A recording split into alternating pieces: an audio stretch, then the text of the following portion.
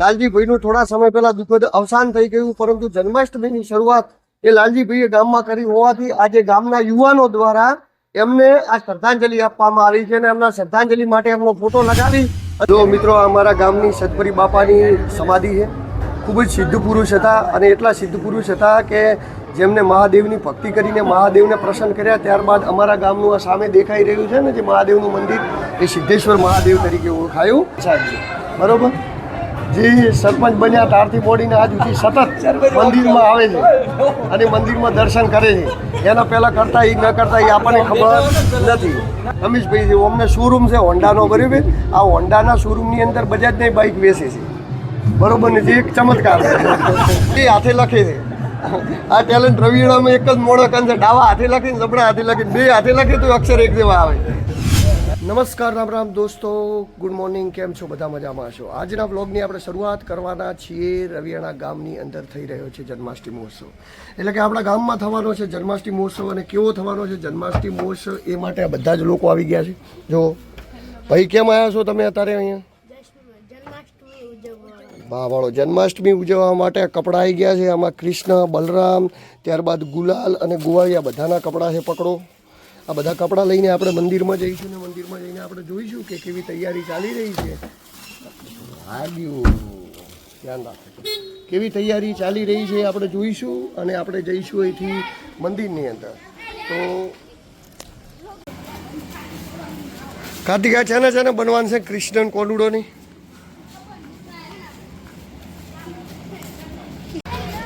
જો મિત્રો, અહીંયા આગળ મટકી ફોડનો કાર્યક્રમ થવાનો છે. અહીંયા બધા મિત્રો બોધી રહ્યા છે રસી, અને આ બાજુ ઘણા બધા યુવાન મિત્રો ઊભા છે બીજા, જે શણગાર કરી રહ્યા છે, તૈયાર કરી રહ્યા છે. અને મુખ્ય તૈયારી આની મંદિરમાં ચાલી રહી છે. તો આપણે મંદિરની અંદર જઈશું અને જોઈશું કે કેવી તૈયારી ચાલી રહી છે. આ મટકી છે, મટકી બોધવાની છે. દેવું ફુગા ફૂલાવેલો છે. ફૂલાય તે ફૂલાય. હા, તો બરોબર ફુગા ફૂલી રહ્યા છે. આ બાજુ શણગાર થઈ રહ્યો છે. હા છોટું, તું બને કૃષ્ણ? તારે બનવાનું ના તો કોણ બનવાનું? હેડે કૃષ્ણ. આ બધો શણગાર છે, આ બધો શણગાર છે ને અહીંયા ચોકમાં લાગી જાય. આ ચોક છે ગામનો, અહીંયા જન્માષ્ટમી થશે. તૈયાર કપડા બપડા પહેરી લીધા છે, મુગટ લાગી રહ્યો છે. લગભગ 11 વાગે આજુબાજુ પાલકી નીકળવાની છે, પરંતુ એ પહેલા કૃષ્ણ અને બલરામને તૈયાર કરવાના છે. ત્યારબાદ તૈયાર કરવાના છે ગોવાળિયાને, એટલે કે એ કૃષ્ણ બનશે. જોઈ લો, કૃષ્ણ તૈયાર, બલરામ અહીંયા આવીજો. આપણે જોવો એમને સંપૂર્ણ કેવી રીતે તૈયાર કરીએ, કેવી રીતે મુગટ પહેરાવીએ, બધું બતાવીએ તમને.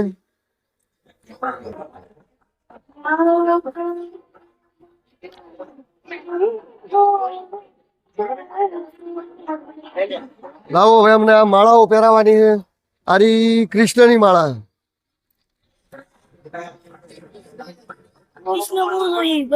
અચ્છા, તો કૃષ્ણ તો રેડી છે તારા. રેડમાં હારી મિક્સ થયા, તો આ ગ્રીનમાં હારી. ઓમ ઉભારો, હમણાં ટાચી દો કેમેરામાં 2 જણા.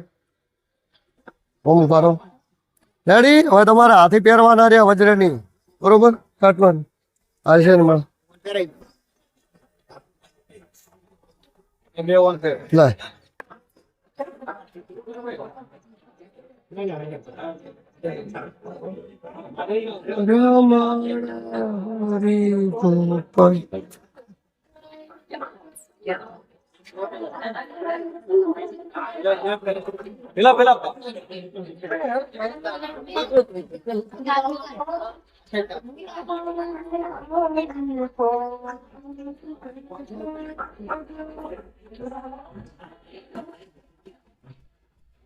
બીજે આવી ગયું.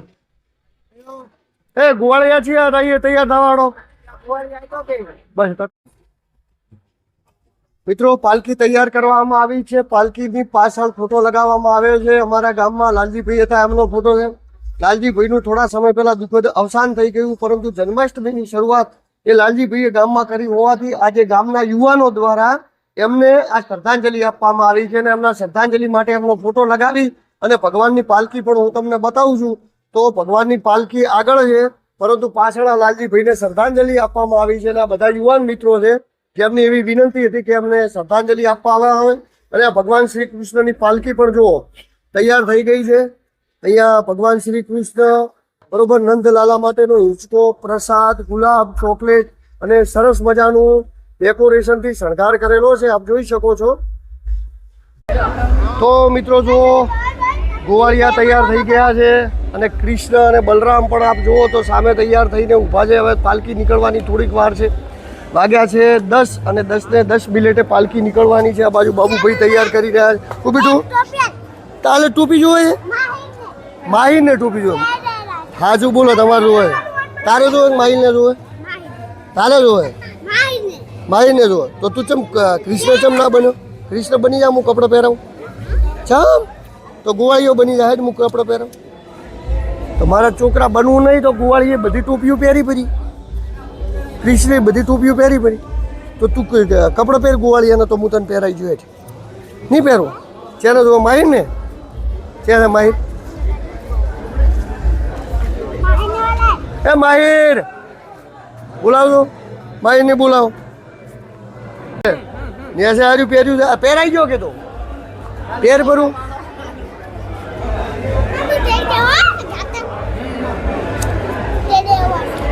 પણ નેસે તો પેલો પહેરાવો લેખો. જો મિત્રો, અમારા ગામની સદપરી બાપાની સમાધિ છે. ખૂબ જ સિદ્ધ પુરુષ હતા અને એટલા સિદ્ધ પુરુષ હતા કે જેમને મહાદેવની ભક્તિ કરીને મહાદેવને પ્રસન્ન કર્યા. ત્યારબાદ અમારા ગામનું આ સામે દેખાઈ રહ્યું છે ને જે મહાદેવનું મંદિર, એ સિદ્ધેશ્વર મહાદેવ તરીકે ઓળખાયું. અને અત્યારે શ્રાવણ માસ ચાલી રહ્યો છે.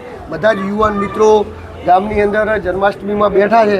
ફરી ચે આપવા જઈશું તો સમય વધારે નીકળી જાય છે. પરંતુ આ અમારા ગામના સરપંચ સાહેબ છે, બરાબર, જે સરપંચ બન્યા ત્યારથી મોડીને આજ સુધી સતત મંદિરમાં આવે છે અને મંદિરમાં દર્શન કરે છે. એના પહેલાં કરતા એ ન કરતા એ આપણને ખબર નથી, બરાબર. એમાં અમારા ગામના મહેશભાઈ છે, બરાબર, વ્યવસ્થિત છોકરાને ભણાવે છે એટલે કોઈ પરિચય લોબો હાલવાની જરૂર નહીં. આ અમારા રમેશભાઈ છે, અમને શોરૂમ છે હોન્ડાનો, બરાબર. આ હોન્ડાના શોરૂમની અંદર બજાજની બાઇક વેચે છે, બરાબર ને, જે એક ચમત્કાર છે. આ ભરતભાઈ છે, આ બધા વ્યવસ્થિત મોડશું એટલે અમે કહેવા નહીં. આ અમારા મહારાજ શ્રી પૂજા કરે છે, બરોબર. આ અમારા એમઆઈ ભાઈ છે, બે હાથે લખે છે. આ ટેલેન્ટ રવિવાળામાં એક જ મોડો કાન છે, ડાવા હાથે લખે ને જબડા હાથે લખે, બે હાથે લખે તો અક્ષર એક જેવા આવે.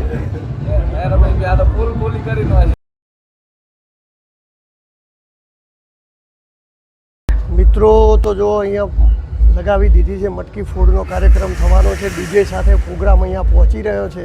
મંદિરમાંથી નીકળી ગયા છે લોકોને, લગભગ સમય થયો છે 10:15 અને આ મટકી ફોડનો કાર્યક્રમ અહીંયા થવાનો છે. ત્યારબાદ આ ગામના વડીલો જે કહેવાય અહીંયા રાહ જોઈને બેઠા છે, મટકી ફોડમાં ભાગ લેવાના છે. રમેશભાઈ, જયંતિભાઈ, ભરતભાઈ, મોટા જયંતિભાઈ, વિપુલભાઈ, આ બધા જ લોકો રાહ જોઈ રહ્યા છે ક્યારે ભગવાનની પાલકી આવે ને દર્શન કરીએ.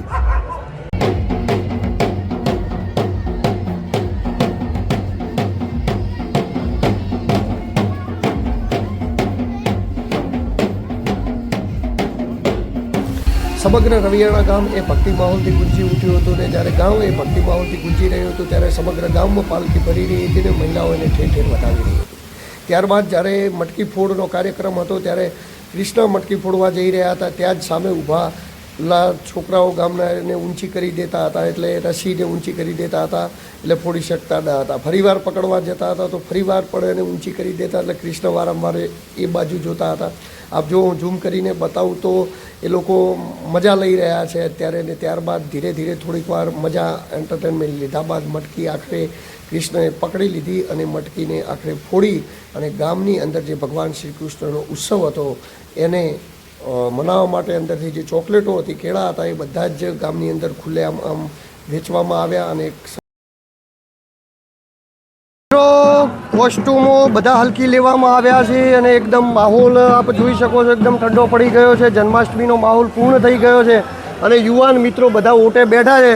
આપ જુઓ, ગુલાલ ઉડાડીને એકદમ લાલ ઘૂમ થઈ ગયેલા છે. સંપૂર્ણ ગામની અંદર માહોલ જામ્યો હતો, ગરમીનો માહોલ હતો અને જે હવે ગરમી થોડી ઓછી થઈ છે અને એવું લાગી રહ્યું છે કે વરસાદની શરૂઆત થઈ રહી છે.